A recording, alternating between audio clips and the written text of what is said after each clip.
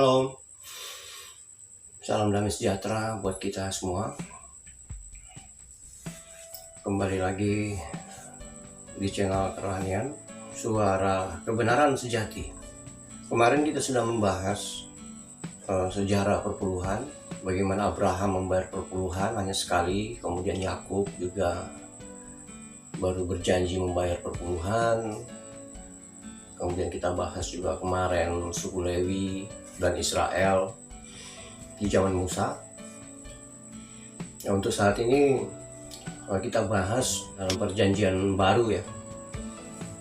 Nanti semua ayat-ayatnya nanti saya akan cantumkan di kolom deskripsi ya. Karena ayat-ayat pendukungnya ini banyak sekali kalau di perjanjian baru. Oke, baik. Kita mulai dengan topik penyesatan perpuluhan di zaman perjanjian baru. Ada kisah. Nanti saya akan cantumkan semua ayat-ayatnya. Ada kisah seorang anak muda yang kaya raya. Itu selalu mengikuti Yesus. Anak muda ini kaya raya. Dan dia sudah melakukan hukum Taurat. Anak muda yang kaya ini bertanya kepada Yesus, Guru, apa yang engkau kehendaki yang harus saya lakukan sehingga saya berkenan terhadap Allah? Kata Yesus, kamu melakukan firman.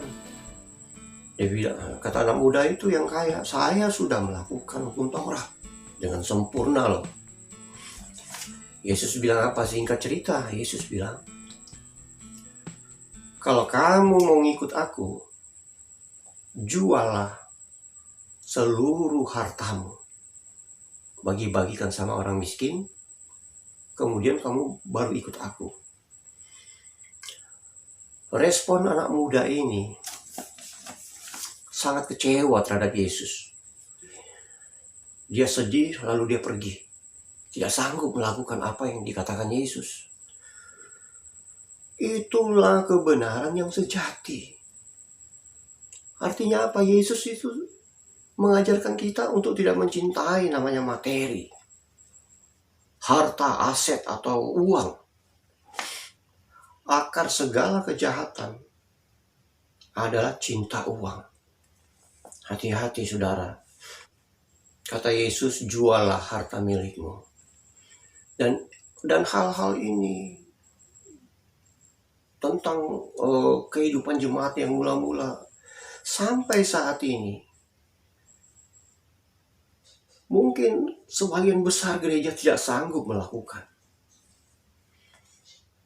Karena mungkin juga dari sistem awalnya pendirian tersebut itu sudah salah. Untuk memperbaiki, membongkar semua itu, pemimpin-pemimpinnya harus bertobat, bertobat. Mungkin para pemimpin, wah nanti kalau saya jual harta saya jadi miskin dong. Anda mengajarkan kepada banyak orang, jangan khawatir, jangan takut. Kenapa Anda takut miskin? Tuhan Yesus mengajarkan secukupnya. Anda sudah punya ini, secukupnya sudah. Kalau punya yang lain, jual saja. Dibagikan kepada orang-orang miskin. Jemaat masih banyak.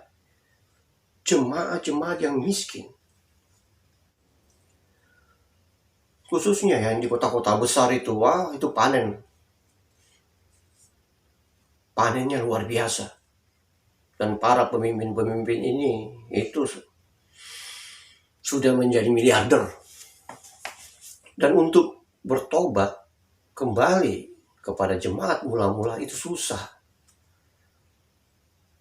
Kecuali para pemimpin-pemimpin ini memang mau berubah, berani mati, dia rubah semua. Makanya ada juga firman tuh tertulis tuh, gembalakanlah domba-domba itu sesuai dengan kemampuanmu. Buat apa ngumpulin banyak orang sampai ribuan? Buat apa sih? Apain kompetisi banyak-banyakan orang, atau biar semakin banyak ini, biar semakin banyak persembahan, seperti itu? Ini sudah salah sekali. Nah, Anda harus berubah dan bertobat. Bongkar semua sistem yang sudah dibangun selama ini. Wah, susah itu Pak, susah. Ya silakan, itu pilihan. Pilihan. Sebelum Anda mati, bertobat. Karena Tuhan bilang jangan menyimpan harta di bumi. Karena karat, ngengat itu akan memakan harta itu. Tapi simpanlah harta di kerajaan sorga yang sifatnya kekal, abadi, sampai selama-lamanya. Itulah esensi Injil. Bukan pelipat gandaan aset materi segala macam. Banyak firman-firman yang tidak pernah dikhotbahkan di gereja-gereja. Kalau firman itu disampaikan itu alergi dan menakutkan. Contohnya ini, di Injil Matius pasal 5 ayat 3. Ini jarang dikhotbahkan. Firman ini berkata, khotbah Yesus di bukit. Hai orang miskin, berbahagialah kamu, karena engkaulah yang mempunyai kerajaan sorga. Ini yang tidak pernah dikhotbahkan.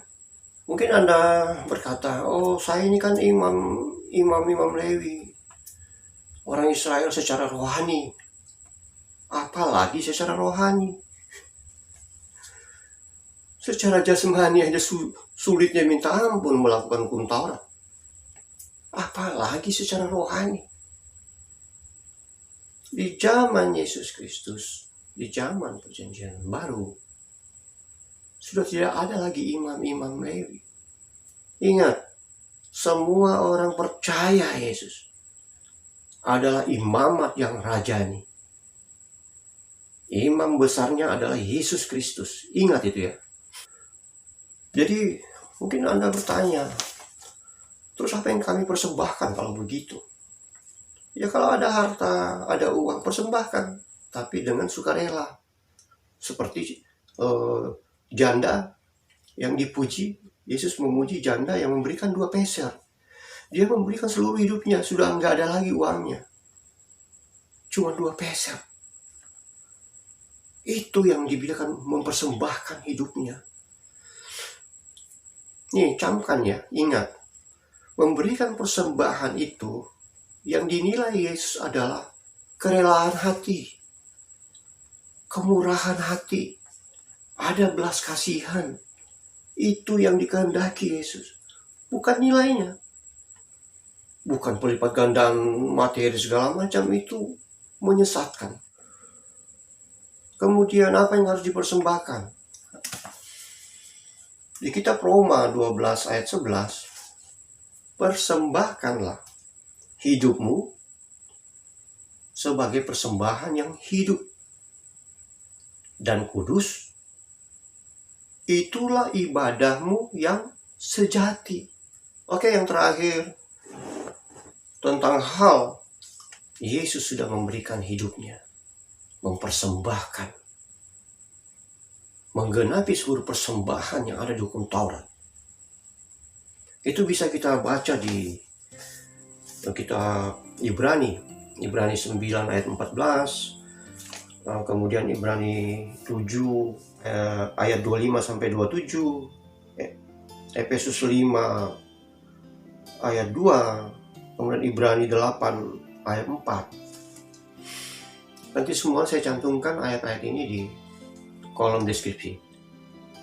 Baik, cukup sekian sharing kita hari ini, saya tutup. Kalau Anda diberkati dengan video ini, subscribe ya. Nah, kemudian video ini juga bisa di-share ke teman-teman, sehingga teman-teman juga bisa diberkati. Salam damai sejahtera buat kita semua. Tuhan Yesus memberkati. Haleluya. Haleluya. Amin.